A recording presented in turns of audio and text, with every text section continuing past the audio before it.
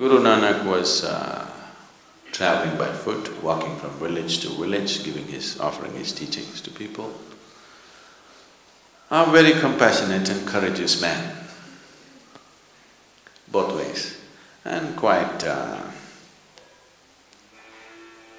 we like him because he's not one of those all the time smiling, gentle saints. He knows when to be hard, when to be soft. Real thing.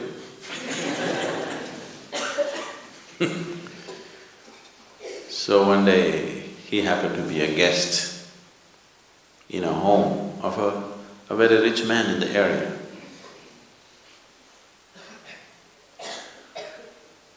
So when he was a guest in this house for a few days. When he is leaving, he gave this man a needle, a sewing needle. He gave this needle and said, "You keep this with you.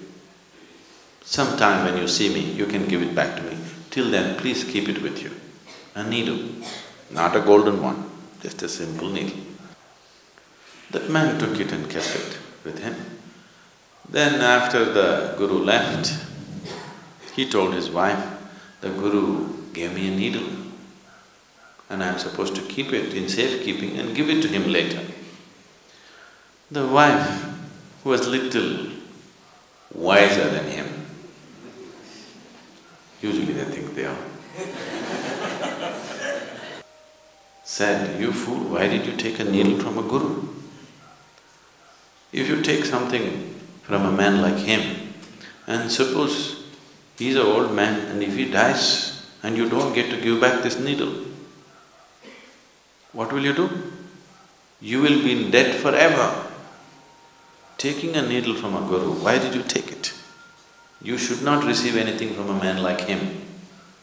What we offer is fine, never take anything from a man like him. And if he dies and goes away, you can't carry this needle to heaven and give it there. It is not possible to take the needle to heaven and return it there. So you will be in debt forever and ever and ever, and you will not be able to wash off that one karma, and it may mean 1,000 lifetimes. This is not a good thing. Just somehow find him and return it to him immediately." So the man started trekking behind the Guru. The Guru walks fast. But slowly, after a couple of months, the man caught up as to where he is.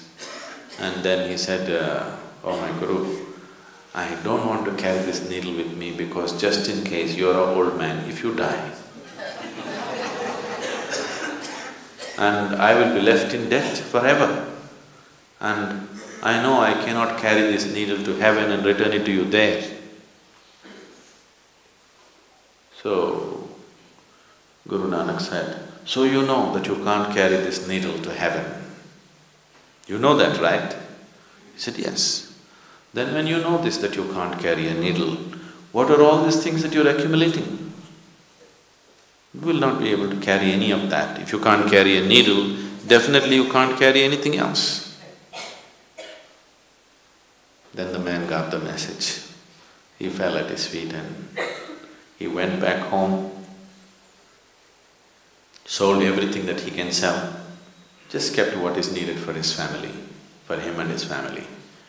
And the rest, because the whole society was poverty-stricken, so he went about building whatever was needed for the well-being of the people around. All these days, people were living in poverty, he was going on accumulating. The world is a limited space. This planet is a limited resource.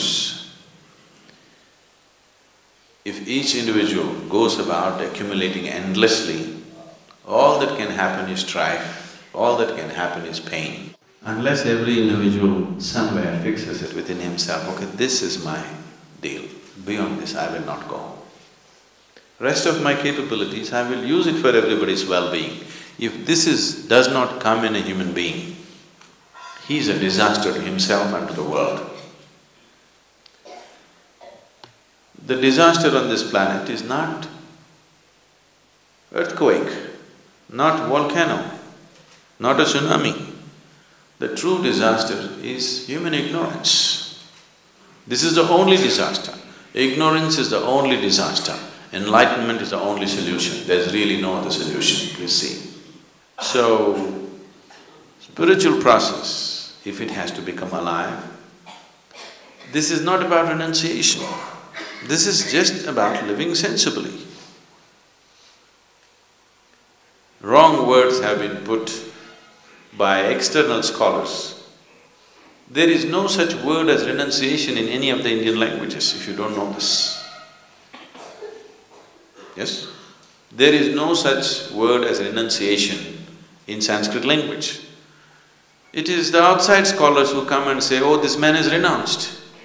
No, he's embraced the whole universe and you think he's renounced.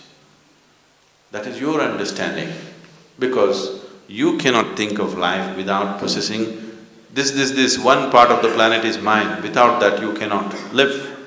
Somebody has embraced the whole universe, so he did not think he has to gather it because all the stars belong to him. The whole galaxy belongs to him. He did not think it is necessary for him to gather something and keep it in his bag or in his bank. It did not arise, it did not occur to him. This is not renunciation. So understanding life from an inner perspective, not from an objective sense, because objectively whatever you perceive is only good enough for survival. You need a subjective perception of life.